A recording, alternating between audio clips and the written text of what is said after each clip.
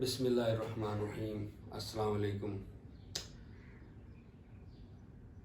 I hope you're all doing well and you're all safe and healthy and mentally and physically sharp. These are, I've always maintained, these are extraordinary times. And we really have to be very strong mentally and physically. We have to remain active within our homes, and we have to do certain exercises where we are mentally we remain sharp. This is very important. We have to exercise social distancing. The markets have opened up. That does not mean the virus has gone away. It's very much there. The markets have only been opened up because of the economic situation of the lower middle class and the people who really have to go leave their homes on daily wages and daily basis. We must realize this. We have to maintain that 6 feet distance. We have to wash our hands. Washing hands is critical, and we have to keep our that social distancing at all times. This might go on this might go on beyond the fall semester even. And we have to, like I always maintain, and I've said this to you, that amongst other things, we have to bring God in the equation of our lives. We have to seek His mercy. We have to make dua to Allah to relieve the earth dwellers from this dreaded virus. Ameen. After all, God has shown us actually. These are His signs. This is neither a punishment nor anything else. Apart from all other aspects, this is a definite sign by Allah Almighty for us to revert to Him, to get back to Him. Because we have an excellent window to pause and reflect. God has made us pause in our daily routine to the extent that we are homebound. And this being homebound dictates we should reflect on who we are, why are we born, what is this all about, this life and this dreaded coronavirus thing, COVID-19, and after all, how do we relate it to God Almighty? How do we realign ourselves? And people and boys and girls of your age are very fortunate that you have gotten this opportunity in this young age. And I truly hope and I sincerely pray you pay heed, you think about it. It's important. So, one. Number two, we have lots of reasons to be grateful to Allah. Lots of reasons. We should be proud that Pakistan has developed this online system of education. When my generation was your age, we didn't have these facilities. We had to sit inside our homes without any contact outside. The maximum was there was those landline phones. That was good enough. But no education, no universities, no online studies, nothing. You should be very grateful that despite the fact that you're homebound, you have this glorious opportunity of receiving education. Your semesters are not frozen. You're not losing your precious time. I lost my precious time. Let me share that with you. I did my intermediate in 1981. If you recall, there were elections held in Pakistan in 1977.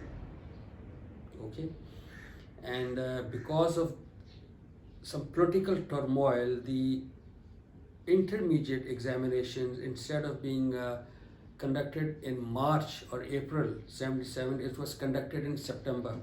I remember because my elder brother was from Inter 77, that backlog, because everything got late, the admissions got late, that backlog kept on snowballing. It has a small snowball effect to the extent that when I did my intermediate in Inter 81 on time, our exams were held in June, I think, which is good enough.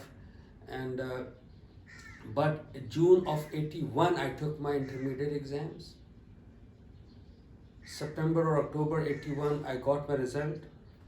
And 83, February 83, the university started. There was a full-fledged backlog of 1.5 year.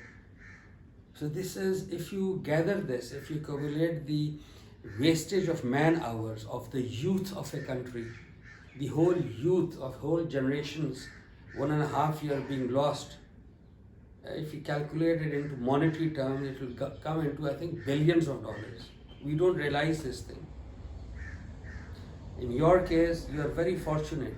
Despite being in home, you have this brilliant opportunity of remaining connected with PIFT, with your curriculum, and you can get educated and increase your knowledge, enhance your knowledge while staying through the comforts of your home. You should be grateful to Pakistan. You should be grateful to Higher Education Commission who have devised these ways. You should be grateful obviously to your institution, PIFT, and coordinator and your first year, the people who are concerned with you. So I have been asked and directed by the PIFT authorities to present you with the soft copy, with the presentation which I'm making here now, and a video also, which I'm making now, and a presentation. So 3 things: PowerPoint presentation, soft copy, and my video. These will be uploaded when the time comes, a week prior to the actual lecture. So I would suggest you, students, to please go through the soft copy notes, through my video, through the PowerPoint presentation, and that particular session would be more or less dedicated to question and answers.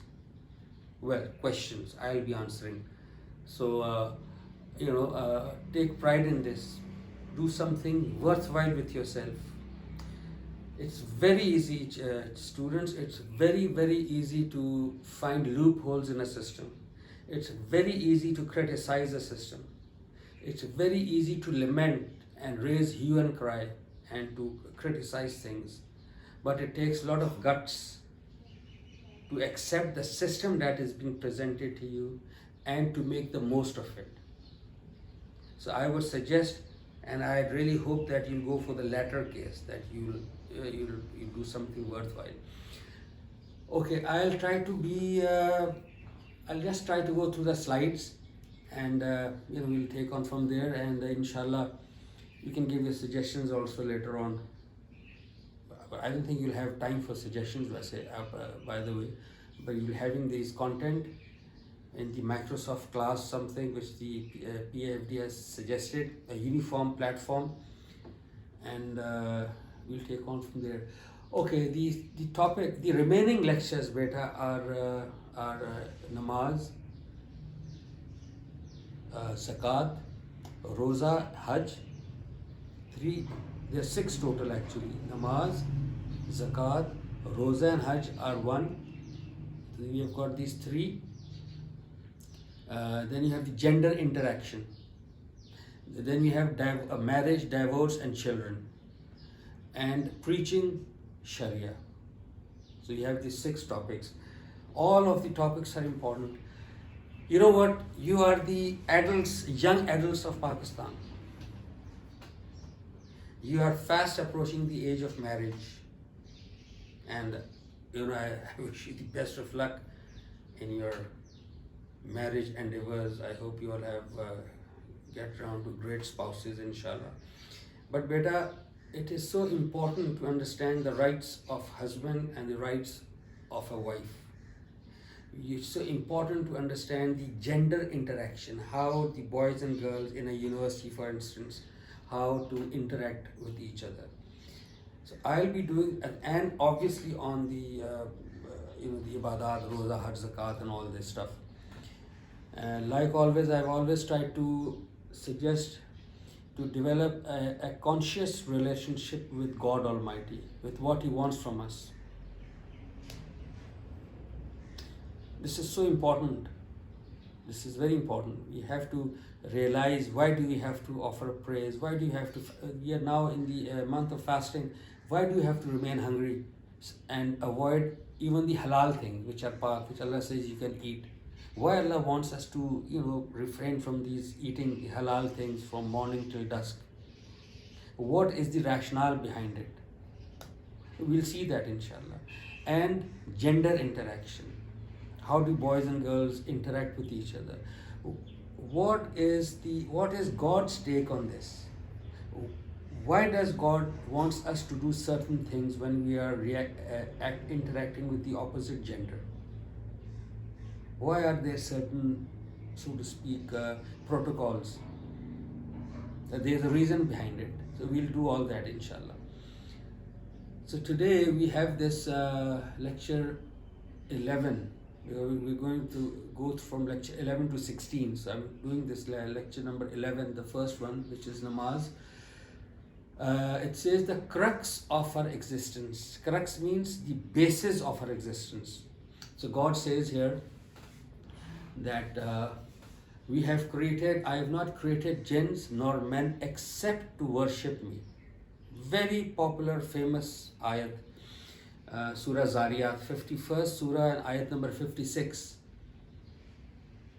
This worship does not actually mean like being in a state of namaz or tasbihat, like doing all of doing this all the time, or moving your tongue, uttering certain things in your heart, even though they are guests in your home and you are still doing these things. No, that it doesn't mean this. It means that Allah wants us to remain subservient to Him. Allah ka banda, Abdur Rahman, Allah ka banda, Rahman ka banda. This is what it means. This is what it entails, this ayat, that there is this circle of God, and we remain within that circle. We get to know about our limitations with respect to God's rights and human rights, and we remain within those limits. This is called being subservient, or being a Muslim, for instance, who surrenders to the will of God. Yeah. What is ibadat? I have termed namaz as an ibadat. It's an ibadat actually. What is ibadat? Ibadat, there's a very good definition. It's realizing the truth about our existence and responding to the realization befittingly.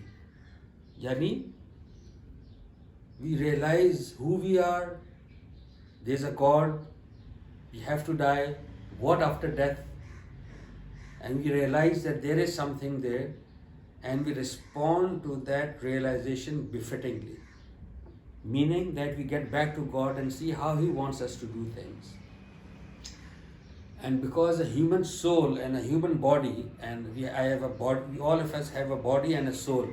So we are we are expected to worship God practically, intellectually, and emotionally.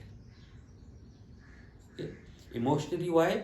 Because once we realize intellectually that there is a God, one God, and we have to bow down in front of Him 5 times a day, so we have that emotional connectivity also through our intellect. This is important. We need to know why we are doing certain things. Once we realize that, then we also develop an emotional relationship. That is great actually. So, well, that's how it is. And we have done this beta in our lectures earlier. The Deen is comprised of Al-Kitab or Al-Hikmah. Remember that God sends His messengers for our purification through Al-Kitab, Al-Hikmah. 2 things together is the Quran. Al-Kitab, Al-Hikmah together is the Kitab, Quran. So that is the important thing for entering God's paradise, to remain pak, tazkiyah, cleanliness, purification and development. Remember this, purification and development. We develop in our purification, in our approach towards our own self, our soul. So we develop also, okay? In its spirit, ibadat involves worshipping God through formally prescribed rituals, formal rituals. Formal means, for instance, when you are asked to come to a party, so see it says dress code informal or casual or lounge suit or something. At times it says formal. You have to wear a suit and a bow tie or a tuxedo, or or a gown or something for the ladies. It's a formal occasion. So it means that apart from the casual things which you do, it's fine, you don't do, it's fine. There are certain occasions in life where you need to do certain things in a formal way. Similarly for ibadat, you can do your tasbihat, subhanallah, Allah Akbar, whatever you want to do, but there are certain formal prescribed rituals by Allah which He expects us to follow, and that entails humility. It should make us it should create humility in us, make us humane and grateful and remembrance of God. Those rituals should make us remember God. And supplication. Supplication means dua. And those rituals should give us an opportunity to make dua also. We are in need of dua all the time. So those formally prescribed ibadat are four: namaz, zakat, fasting, hajj. We'll see how. Okay, there are certain 11 now. There are 11 headings to the form of namaz. What is namaz? What is its purpose, form, timings, rationale, etc., etc. Let's do that. The purpose is that God says in Surah Taha, in the 20th Surah, Ayat 14, just in the beginning, when He addresses Musa alayhi salam, and He asks Musa to go to Pharaoh. I have to keep talking, the light is not there, and I'm sorry, but I have to keep talking now because I'm already 17 minutes into my lecture. It's just too bad. And let me see if I can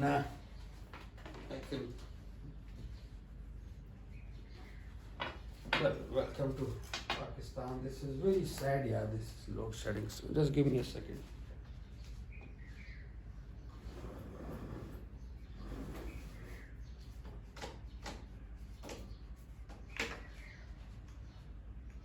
Well, I hope this will make some difference. I hope I'm visible. I hope I'm visible. I think this is good enough. So, what is the purpose of namaz, beta? The purpose of namaz is to establish God's remembrance. Allah says, establish praise for my remembrance. You remember, I've talked a lot on the Quran about the Quran. Quran itself calls itself as a reminder, tazkara, something which we already have, and God just reminds us through the Quran. The sense of morality, for instance, we have that, and about the existence of God and the fact that there is a hereafter. Quran only reminds us of that. And when a person who relates with these things, with the innate, with the inbuilt abilities that one has, the revelation that he is born with, it at once connects with with God, with hereafter, and the sense of morality. Why not in animals? We've done this before. So Allah says, you have to establish salat for my remembrance.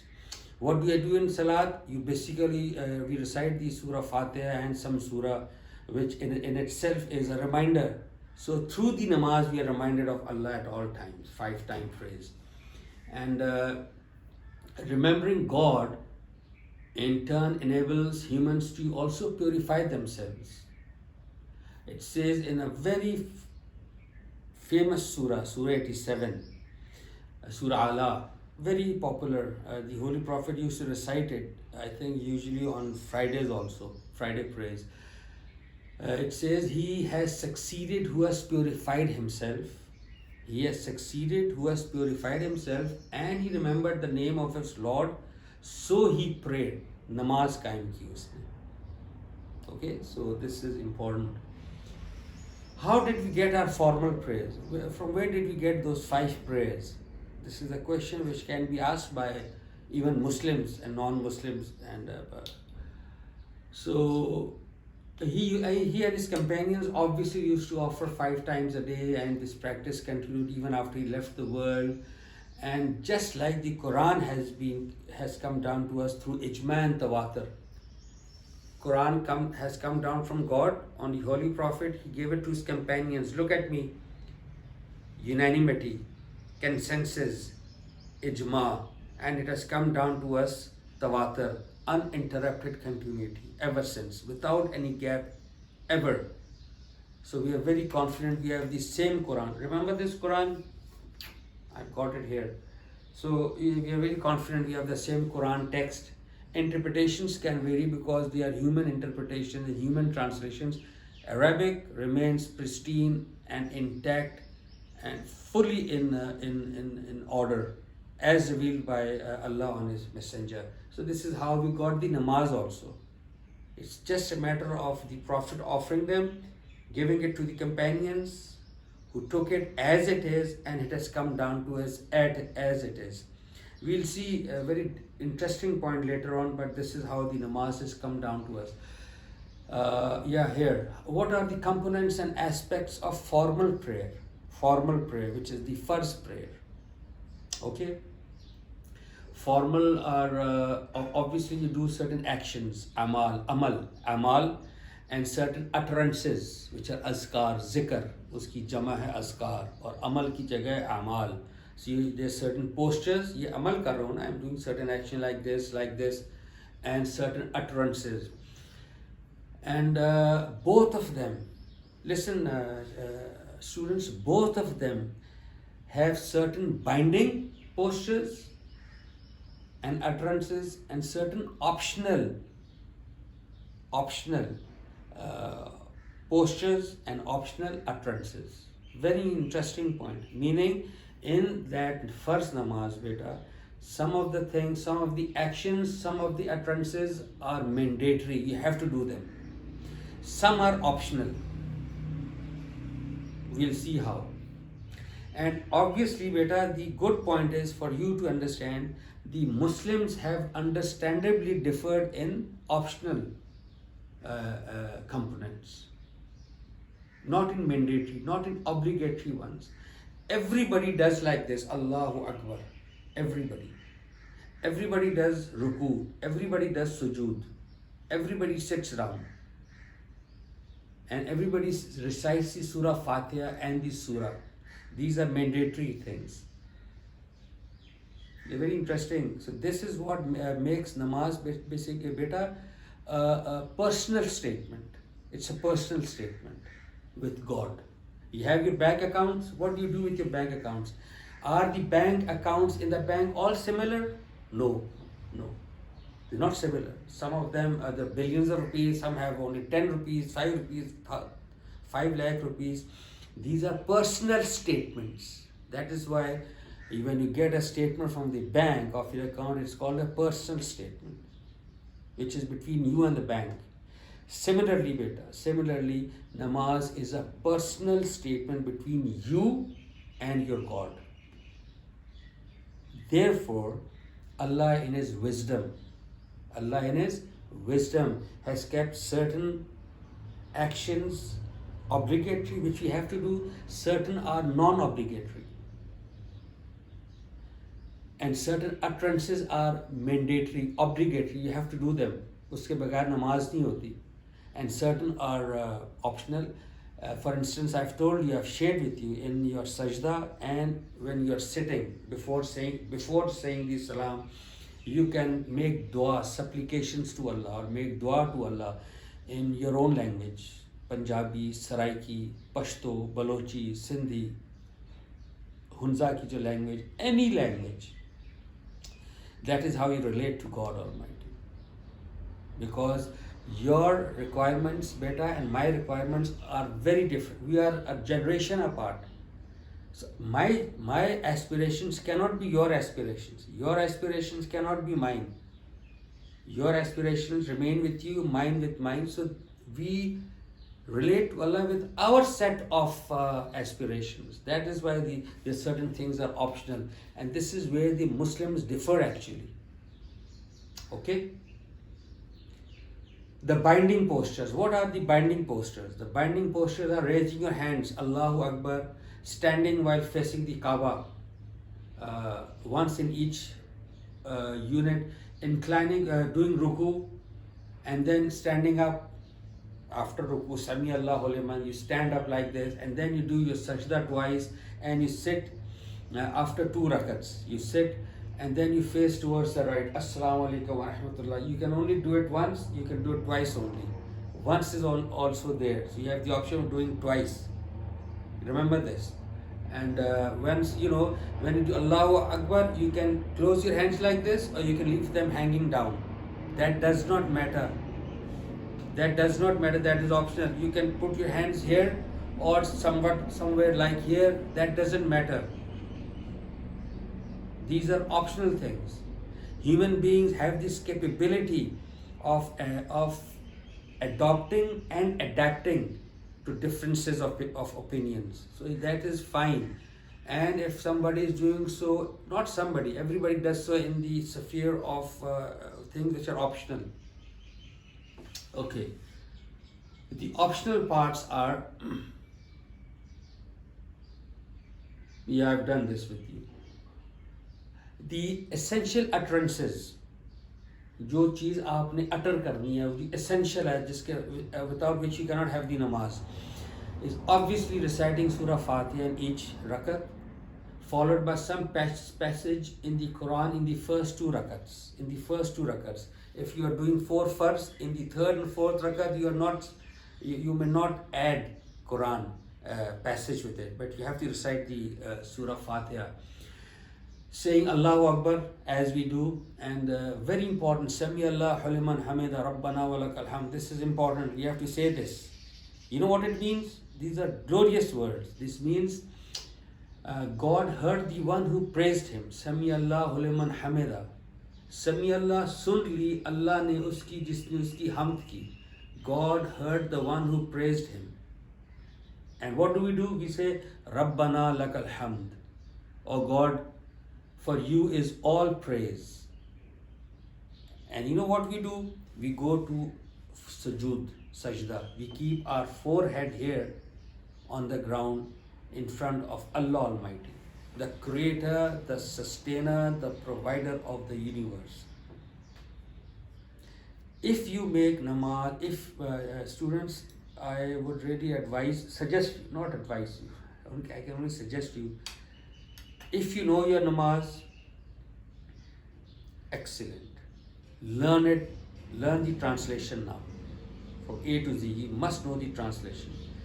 If you know the namaz 50%, 70% or half of it, learn the whole namaz. This is the perfect age you are in. And also learn the translation so that you can relate with God Almighty. And if you don't know the namaz, it's fine. Start learning it. You're very fortunate you have this internet connectivity with you, where you can have the transliteration, you can have the Arabic written in Roman English, so you can learn the namaz better. It's important. Learn the translation and offer namaz alone. And when you offer, you should think as if you are looking at God. But rest assured, God is looking at you. He is watching you. So that is what makes it a personal statement. You alone in this universe talking to God Almighty. That is why the Holy Prophet said, beautiful hadith, that namaz is a meeting of the person with God. A moment की मेराज है, आप अल्लाह से मुलाकात करते हैं. And when you recite the Fatiha, see it says Bismillah ar-Rahman ar-Rahim, Alhamdulillahi Rabbil Alameen. So give a pause, slight pause after every sentence. Alhamdulillahi Rabbil Alameen, Ar-Rahman ar-Rahim, Maliki Yawmiddin. Because Allah responds to each sentence. I'll share that response with you. I can share that. I hope I've got it here. Let me see if I can quickly do it. For it's very interesting. Allah responds when you say these. Just give me a moment.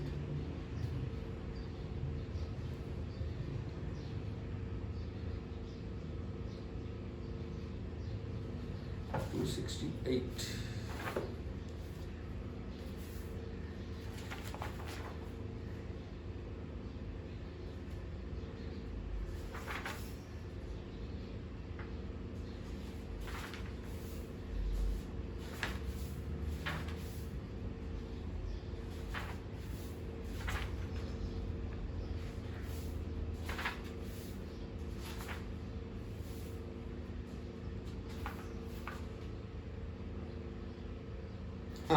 See, very interesting. When the Almighty says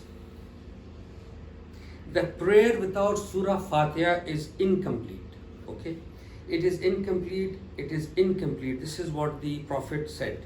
Okay, the Almighty says, I have divided the prayer into two equal portions between myself and my servant. My servant will be granted what he asks for in it. When the servant says Alhamdulillahi Rabbil Alameen, gratitude is for Allah, the Almighty says, the Almighty responds, He says, my servant has expressed his gratitude to me. And when the servant says Ar-Rahman Ar-Rahim, the most gracious, the ever merciful, the Almighty replies, my servant has praised me. See, God is responding. You're having that miraj, the conversation with God. When the servant says, Maliki Yawmiddin, master of the day of judgment, Allah says, my servant has glorified me. And when the servant says, Iyyaka na'budu wa iyyaka nasta'een, you alone we worship and you alone we call upon for help. Allah says, this is between me and my servant will be granted what he asks for. And when the worshipper says, Ihdina as-siratal mustaqim, siratal lazina an'amta alayhim ghayril maghdubi alayhim waladdallin, set us firm on the straight path. You see, we're asking this from God. The path of those you have blessed, not of those you have earned your wrath, nor of those you have gone astray. You know what God says? This is for my servant, and my servant will receive what he asks for. Okay?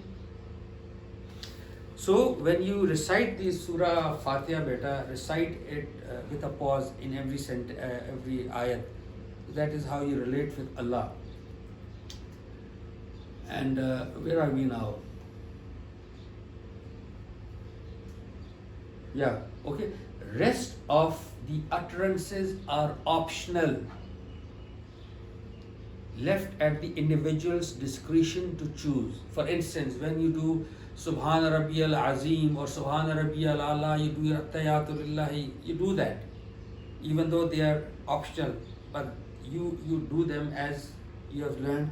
After that, after Subhana Rabbiyal Ala, relate to Allah better. Ask Allah to relieve us of this dreaded virus of coronavirus in your sajda before you do salam. Assalamu alaikum wa rahmatullah. आप पढ़ते हैं ना रब्बी जालनी मुकीम सलाती या रब्बना आतिना फी दुनिया etc. Whatever dua you feel like, if you want to do it in Urdu and English, do so. In Punjabi, Saraiki, Balochi, Sindhi, whatever comes natural to you, do that. Make namaz your personal statement. Okay, beta? Take pride in this. Take pride in your prayer. Look, This is how you will start looking forward to your prayer if you understand what you are saying, and you, in the optional thing, utterances, you relate with in your own language. Timings of the prayers. You go to any mosque, beta. It's very unfortunate the ladies don't go to mosques. During the times of the Holy Prophet ﷺ, the women folk regularly used to go to Masjid an-Nabawi 5 times a day, even at Fajr and Isha. And you know what once the wife, once Hazrat Umar asked his wife to offer prayers at home. She said, how can you stop me when the Prophet of God never stopped the women folk from going to the mosques? So, well, when you go to the mosque, we have this timing of the namaz. We have those 5 clocks where there's perpetually, this displayed timings of 5-time prayers, and there's a ayat written there. The ayat is that indeed prayers are made obligatory for the believer at the prescribed times. बेशक नमाज मोमिनों पे वक्त मुकर्ररा पर फ़र्ज है. ये अल्लाह ने फ़र्ज की है 5 times at the appointed time, which is Fajr, Zuhr, Asr, Maghrib, Isha. We have these timings.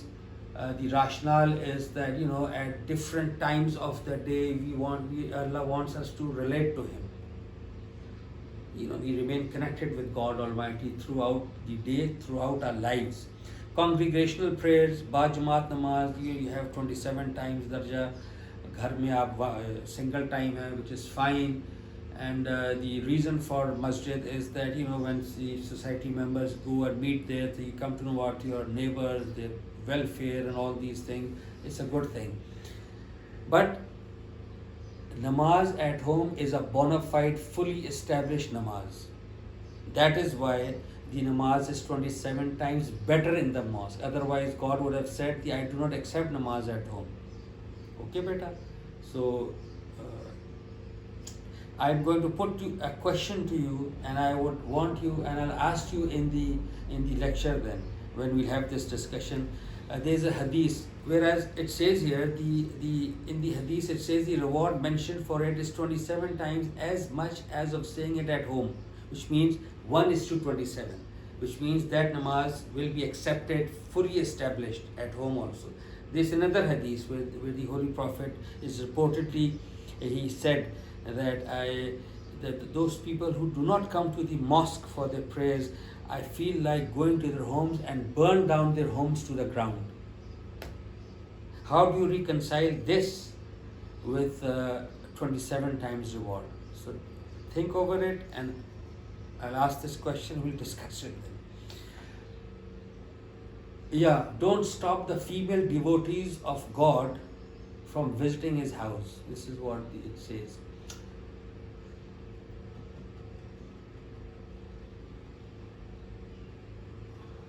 Asha,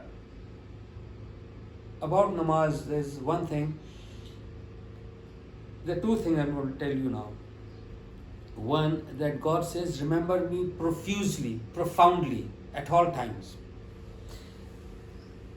But in that remembrance, God says the minimum level, the minimum acceptable level are these 5 times formal prayers. Formal means farz namaz. 2 Fajr, 4 Zuhr, 4 Asr, 3 Maghrib, 4 Isha. If we do something below this, Allah will ask us.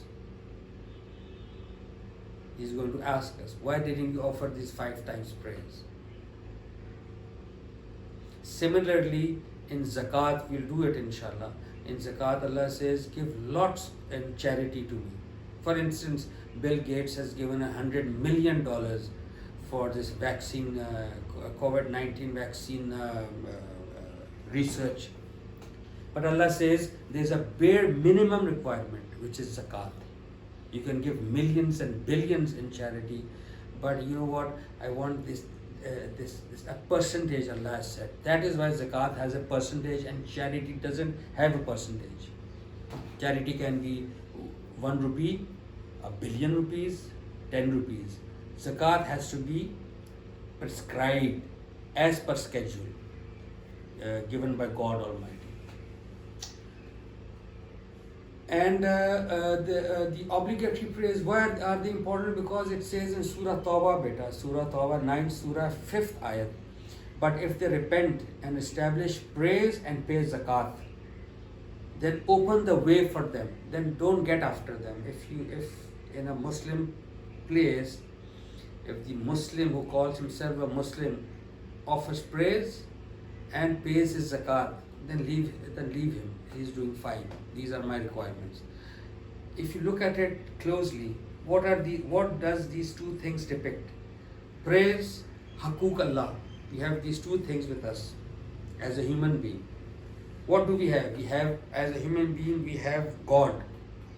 So we realize that there is God and we want to respond to Him befittingly, to that realization befittingly.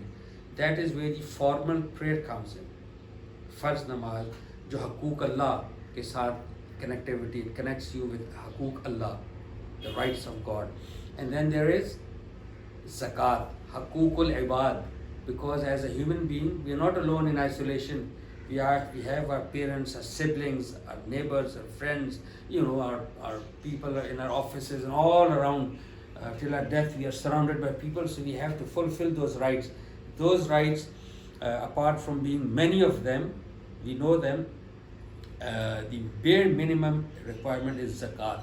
From our wealth, we have to give a certain amount to the have-nots. Okay? Okay. The obligatory prayers, beta. Like I said, you have to listen to me kindly, beta. The obligatory prayers, obligatory. We are obliged. If we don't offer them, God will ask us, are the farz namaz. 2, 4, 4, 3 and 4. Fajr, Zuhr, Asr, Maghrib, Isha. 17 rakat in total. 17 in total. Okay? And about the non-obligatory prayers, beta. Alhamdulillah. Excuse me. COVID-19. Yeah. About the nafal, beta. What are the dekho, nafal are nafal. You offer them, great. You don't offer them, you will not be asked any question. First, you don't offer them, you will be asked. It is obligatory. We have to appreciate the difference between obligatory prayers and non-obligatory prayers. The Prophet ﷺ obviously used to offer obligatory at all times. He also offered certain non-obligatory. Thode nafal unhone saath padhe. About the nafal, he said that whosoever will offer these nafals, Allah will grant him a house in the paradise, which is fine. We go after plots and all these things in this life here.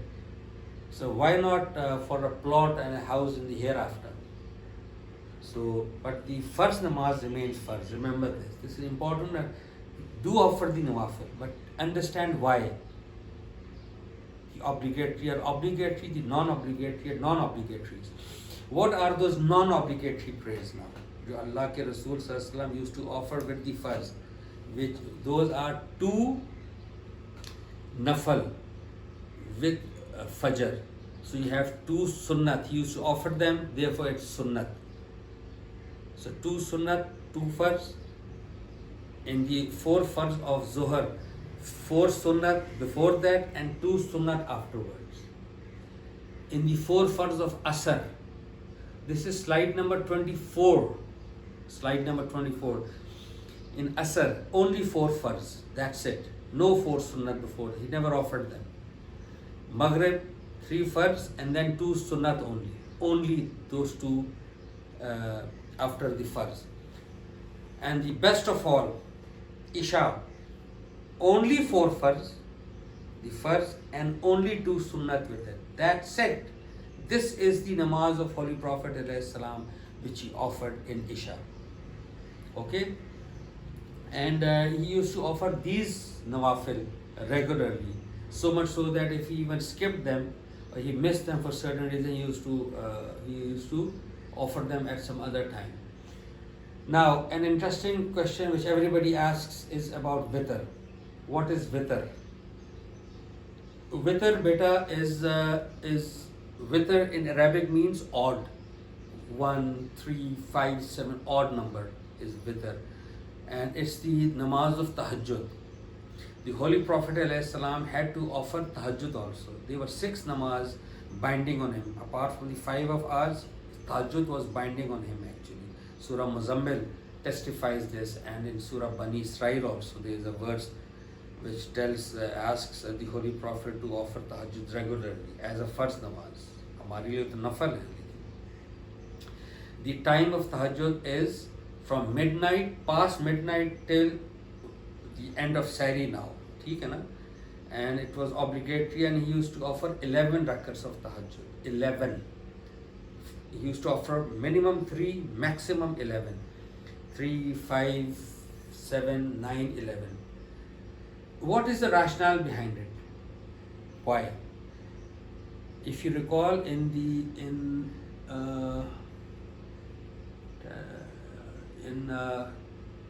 slide 22, slide number 22, I've added the total number of rakats, farz rakats, as 17, odd number. Here's the reason. And the tahajjud is odd number. So this actually means, what is odd? Why odd? Odd number because God is one. Allah wants the namaz to manifest in all throughout the namaz that you believe in one God. Even the rakats are odd numbered of the 5 time prayers. Maghrib makes it odd. We have the 7 skies. We have the 7 circles around the Kaaba, the 7 Sa'i, Safa Marwa thing. We have these numbers generally in odd numbers. And so God in His wisdom has kept the formal prayers odd numbered for us to remind us of oneness of God. Similarly, the nafal that we offer, Fajr, Zuhr, Asr, Maghrib, or not Asr, Maghrib and Isha, or you offer, like 100 nafal a day. But the nafals in the tahajjud will make it odd. The last rakat of tahajjud will be odd numbered. So this proves that the first namaz are first, of which the Maghrib makes it odd, and the nafals are something different, which you offer will be great, you don't offer, you will not be asked. But the nafals are also made odd in the tahajjud namaz. The Holy Prophet used to make it witr, used to make it odd in the tahajjud namaz. Qaza. There is no namaz known as qaza namaz. Leaving a namaz deliberately, knowingly is a sin. You have to repent and offer it. If you oversleep or you forget and you recall later on that I haven't, that is fine. That if you offer when you remember or when you wake up, that is a fully established namaz. It happened with the Prophet ﷺ. He was coming back from some expedition with the Sahaba Kiram, and before entering Medina, they slept. They didn't enter Medina, but they slept somewhere, and he asked Bilal, Hazrat Bilal, to wake everybody else at Fajr through the Azan. And lo and behold, everybody overslept, even including Bilal. And when they got up, the sun was out. And it was a big issue for the Sahaba Kiram that they have missed prayers in the presence of Prophet ﷺ. And the Prophet very calmly, composedly said that any namaz that you miss due to sleep, it's not a missed namaz. So he made everybody do wuzu, they had that azan, they offered the namaz, which was a bona fide namaz. This is the beauty of our religion. God does not hold us for anything that is beyond us. Okay? Yeah, we have done this, that when you offer your prayers, you should see as if you are looking at God or God is looking at you, and you should know the meanings, I've told you. And you should make supplications in your own language to make it a relatable namaz. Why the same prayer, for instance? People may ask, why do you have to do 5 times the same things? Because we have breakfast every day, and lunch and dinner every day, all through our lives. So there's certain things which you gotta do. And it says in the Quran that it is the beware, it is the remembrance of God which provides contentment to the heart. So you keep yourself alive through the word of God. It's a great saying. I wonder where I've kept that saying. Uh, yeah, it says, Jesus in the Bible, it says that man shall not live on bread alone, but on every word that comes from the mouth of God. Beautiful sayings. So we offer, see, we don't eat our food, it affects us physically, correct? Similarly, when we do not take our spiritual intake, it will pollute us spiritually. So we have to take care of both things. It is the remembrance of God. Okay? Concession in prayers, excellent. Yeah, you have to understand one thing. In all the ibadat, Allah has never ever intended any hardship for us. I hope you'll appreciate this, that in namaz, therefore in namaz, okay, from the 5 things, the shahada, or you can leave that alone because that makes you enter, the Islam. Hajj is an ibadat, formal ibadat. Allah says, if you don't have the resources, don't go for Hajj. Hajj gone. Roza, if you are fasting, if you are traveling, if you are not well, or if there's some extraordinary situation. These are examples actually, by the way. For instance, the labor class who works in the toil from morning till dusk in the construction industry and in this extreme humid weather, they can't fast. So, or some other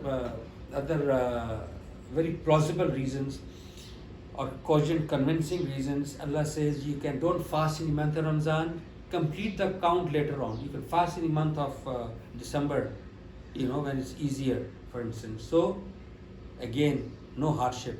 Zakat, Allah says, there's a certain percentage out of our savings. If you don't have those savings, don't pay the zakat. Aaj aake, the only thing left is namaz. He says, namaz you cannot miss, but there are lots of concessions, so much of concessions, because you know what, beta, it is for the remembrance of Allah. We cannot live life on this earth without remembering Allah. It's simple. We have to remain connected with Him. But look at the concessions. Concessions are that if we are traveling, Allah says, combine the 2 namaz. Combine Zuhr and Asr together. Look at this. Zuhr and Asr, combine them and half them. 2 Zuhr, 2 Asr, combine them. You can combine the 2 at Zuhr time, or you can combine the 2 at Asr time. So any of the time between Zuhr, start of Zuhr and end of Asr, you can combine the Zuhr and Asr together and half them, here or wherever. Similarly, Maghrib and Isha, from the start of Maghrib till the end of Isha, you can combine them. Maghrib remains 3. Remember, to make it odd numbered, it remains 3. Isha you do 2, so you can offer together, either here at Maghrib time going up to the end of Isha. And what next? There's no wuzu, there's no water, do tayammum. So see, Allah does not want any hardship. When you travel on earth, there is no blame on you if you shorten your prayers. This is the Quran. Isn't it beautiful? Okay. If you fear, then pray on foot or riding. But when you are in security, then remember God the way He taught you, which you didn't know. This is Surah Baqarah 239. Fear, the Prophet of God, Hazrat Muhammad Sallallahu Alaihi Wasallam, extrapolated this, that apart from being in a state of war, even if you are traveling, he did this. So you can, and if you have some problems, you can offer the namaz while riding your camel, which he did, or what for instance in our case, while driving our car or our bike, or we are in some public transport and we see that we can't reach home for sure, you can offer your prayers. Or if there's a traffic jam or there's some other extraordinary circumstances, don't miss your prayers. Do your tayammum, offer your prayers. And when you reach home, if you reach home at Isha time, offer Isha properly. Wuzu tayammum, we have done this. And tayammum, there's a verse actually which you can do. Why doesn't prayer influence good behavior? Very, very pertinent question. Why doesn't prayer influence good behavior? Why do we see that there are so many people who are praying, yet morally they are corrupt? Morally they are very hard-lined. They don't smile. They have a stern outlook. Why? It is because, God says that indeed prayers keeps one away from shameful and evil deeds. This is God's claim, that through namaz, it is expected you do this. It is expected. It doesn't make you do it. It's a very simple example. You are studying in PIFT, for instance. Your parents have sent you in a fine institution, and they expect you to get a good GPA, get a good degree, to they impart some knowledge, to gain that knowledge and come out with a good degree and do a good job and make yourself useful members of the society. But these are the expectations from PIFT and your parents. Just like God claims that through the namaz He expects us to remain away from shameful and evil deeds. But what do if we don't attend our lectures? We keep sitting in the canteen, for instance, and having a good time and a good laugh all through those 4 or 5 years. Wherein lies the fault? The fault neither lies with the institution, nor with your parents, nor with the system, nor with this online system that is being imparted to you. The fault lies with you. You have to pay heed. Similarly, when you offer prayers, it is expected that you become a good human being also, rather than thinking bad of others and considering yourself self-righteous. No, don't do that. Don't let that happen. The reason is that a prayer is expected to only influence the way a good company influence. Why do parents want you to have good friends? Because good influence will make you do good things, will make you absorb and adapt to good things, etc. The last but not the least, very welcome to ask questions. I'm going to end here, beta. Thank you very much. And in the session to follow, I'll come up with your questions, and the question that if the namaz you can offer now in current times at home or in the mosque, it's 1:27 times ratio. And the Prophet ﷺ saying that whosoever doesn't offer namaz in the masjid, I feel like going to the homes and raising and burn that house and raise it to the ground. So why is this dichotomy in the two hadiths? I would like your comments. Thank you very much, beta. Assalamu alaikum.